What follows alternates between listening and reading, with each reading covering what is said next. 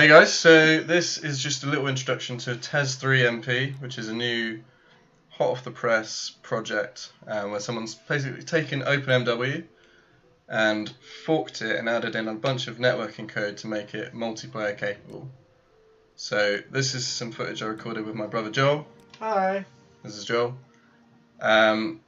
Basically, as soon as you start up the game, you're placed in just some random location. You type in your name, you create your class, and then boom, you're in Balmora. You can talk to each other, you can interact. So I've just created my character and I'm walking around and here's Joel.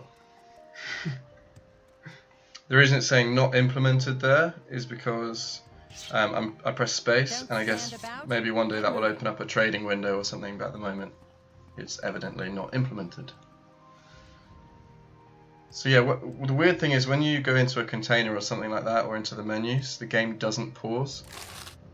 So that takes a bit of getting used to. It makes combat a bit trickier, doesn't it? Yeah, a lot harder. It's really hard to potion. Yeah. Change skills and things. So I was a bit skeptical at first about how this would work.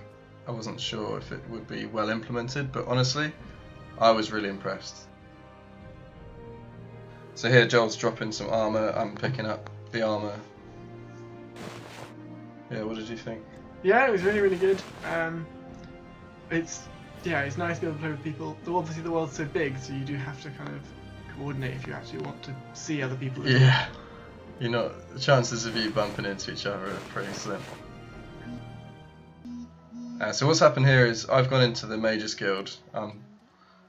I think Joel's just signed us up. He's just joined the Mages Guild, and the reason it said there your journal's been updated is because he's just joined the Blades as well.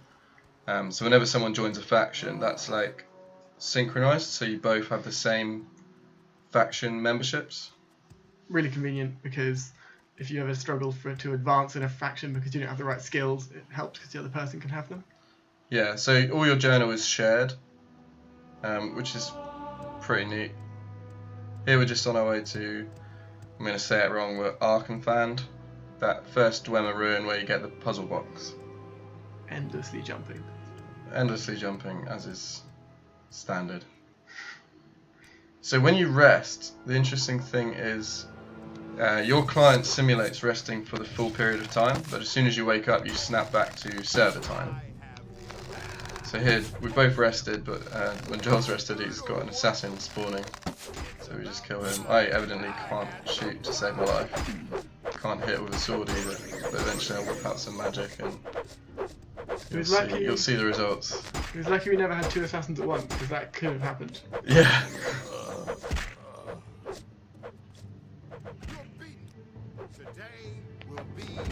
You can fight each other as well, but if you do that in town, that counts as a crime. It's a bit like attacking an NPC.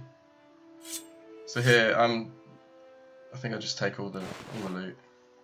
Also, if you fight other people, you don't get to steal their stuff when you kill them. They just teleport back to the nearest either temple or fort. Yeah, I think you can configure it in the server properties, but basically when you die, you respawn. And it's kind of equivalent to spending time in jail, so your skills can go down. Which you can also change how long you're meant to spend in jail, so you can remove that if you don't want it. Yeah, exactly. All of this is tweakable by the server config. So Dan's about to really skillfully and stealthily fall. Entirely deliberate. It was a ninja roll. I wouldn't expect you to understand. The weird thing with containers as well is that if you both open it, it's kind of whoever grabs things first because it's not paused and no one else can have priority. Yeah, all the items are first come, first served.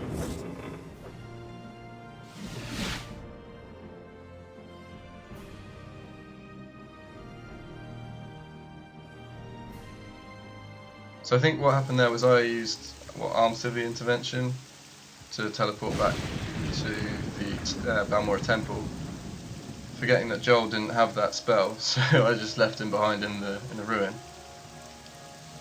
And here, so there's a bit of a story here. Joel, in his wisdom, managed to get a 5 gold bounty. Well, no. Initially. No. Was it?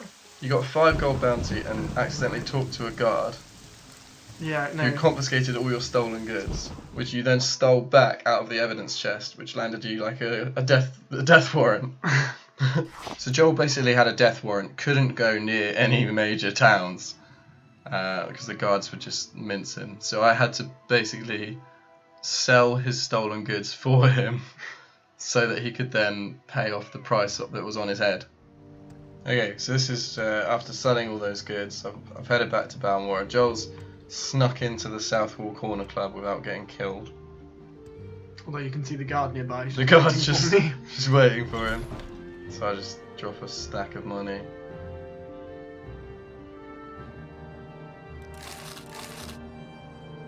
So you can go clear his name. It's pretty cool, like being able to, you know, share items and sort of interact in these ways, even though it's still quite simple at the moment. It really makes such a difference, doesn't it, having someone else there in the world with you. And you could be really efficient if you had a lot of people and properly kind of race through the game, all doing different things.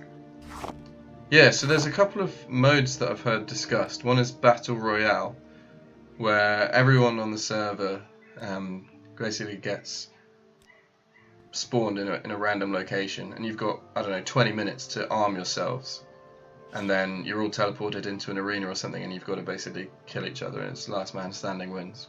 Which to me that sounds like a really cool idea.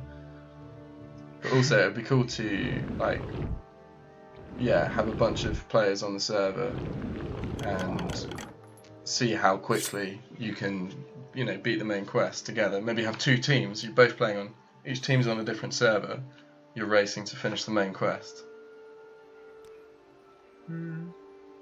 So for those of you watching, this is the bit where Dan was going on and on and on about how hard these rats were and how we were never going to be able to do them. They were really, really challenging. We were massively over-prepared, getting all our spells and our summons right. And as you can see, it wasn't hard at all. Yeah, so I legit remember these rats being incredibly difficult at times, but we just absolutely destroyed them. Although you can also, in this bit, see one of the issues that you can have in multiplayer, which is that actually Dan had the key to that door. If he'd used the key to get in, we weren't sure if it would unlock if I'd actually be able to get in as well. Oh yeah, because I think when you use a key, I'm not sure it actually unlocks the door. It lets you in, but I think the lock level potentially stays behind, which is a bit inconvenient if there's 2 of you, so we just unlock the door to be safe. Yeah. So all the character saved data is stored on the server. So whenever you do something that affects your character, your save game is basically on the server. But what that means is there's certain aspects of the game that aren't currently saved, just because they haven't got around to it yet. So any custom potions, I think, custom spells, and quick keys, for example, and the map, and the world map, that data isn't currently synced with the server. So if you make a custom spell, you'll see it, you know, right there in your spell menu, but if you quit the game and rejoin, you will no longer have that spell because it's not been saved on the server. And every time you sign back into the server, your map goes completely new and blank again, which is good fun. That's it. Cool. Cheers, bro. Welcome. Where would you like to go?